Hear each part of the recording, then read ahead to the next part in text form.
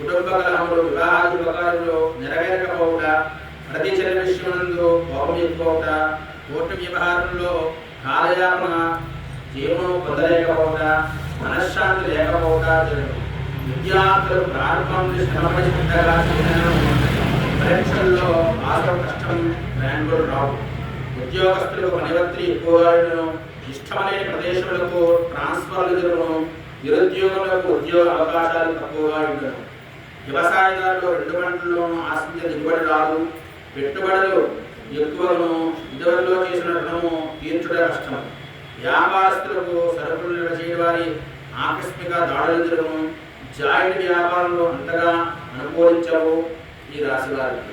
క్రీడాకారులు, కళాకారులు, టీవీ సినీ నటీ వర్కుల వారికి ప్రోత్సాహం ఉండదు. సినీ నిర్మాతలు పెద్ద బడ్జెట్ సినిమా వల్ల నష్టపోవడం, కాంట్రాక్టుదారులకు చేయడంలో ఇబ్బందులు ఏర్పడడం, ఆదాయాలు జరగడం, సకాలంలో బిల్లులు వసూలు కావక ఆలస్యమవు. రాజకీయ నాయకులకు ప్రజల్లో గుర్తింపు ఉండదు. ఎప్పటికప్పుడు కొత్త సమస్యలు ఏర్పడను, పదవుల్లో మార్పులు వచ్చును.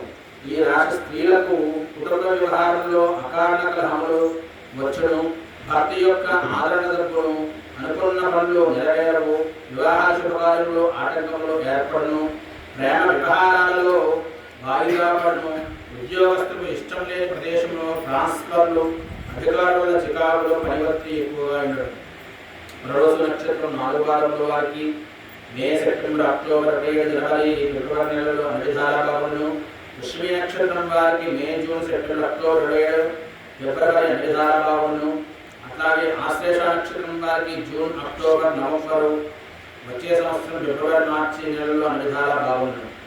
ఈ రాశి వారి పరిహారార్థాలు మల్లికార్జున స్వామి దర్శనం చేసుకోవాలి. వేదాశ్వర స్వామి క్షేత్రం సంచరించుట, విష్ణు సహస్రనామం, లలిత సహస్రనామం, బిల్వాష్టమం, గజేంద్ర మోక్షము పఠించుట మంచిది. కర్కాటక రాశి.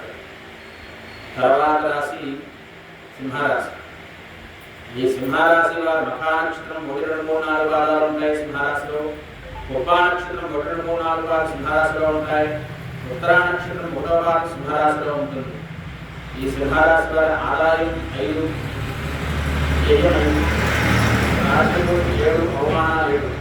ఈ రాశి వారి గురుడు 31/5/2026 వరకు మిథున రాశి యందు, అనంతరం కర్కాటక రాశి యందు, 31/12/2026 సింహరాశి యందు, మరలా 24/2026 ద్వాదశ స్థానంలో కర్కాటక రాశి యందు లోహమూర్తిగా ఉండి, శని శివుడు సంవత్సరమంతా అష్టమ స్థానంలో మీనరాశి యందు లోహమూర్తిగాను, రాహు సంవత్సరాలుగా కుంభరాశి యందు, 5/12/2026 షష్టమ స్థానంలో మకర రాశి యందు సువర్ణమూర్తిగాను, 7 సంవత్సరాది సింహరాశి యందు 5/12